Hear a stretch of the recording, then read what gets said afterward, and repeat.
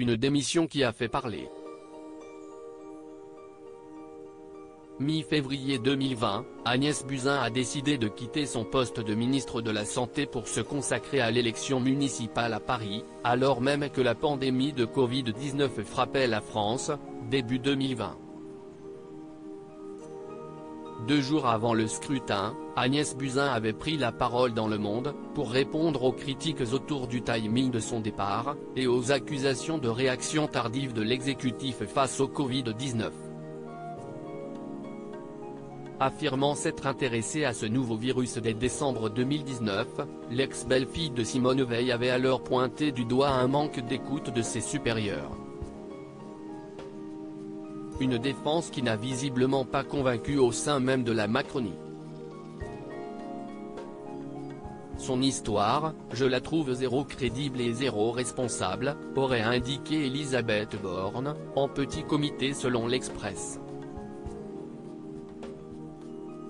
Moi j'ai été ministre et j'ai eu des sujets compliqués à gérer. Je me suis toujours fait entendre quand il le fallait.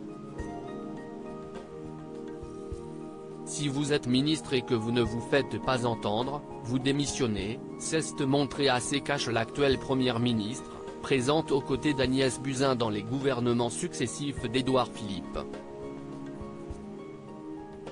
Découvrez les ministres du gouvernement Borne Elisabeth Borne et Agnès Buzyn, un destin politique différent. En mars 2020, auprès du Monde, Agnès Buzyn affirmait être la première à avoir vu ce qui se passait en Chine dès décembre 2020. J'ai alerté le directeur général de la santé.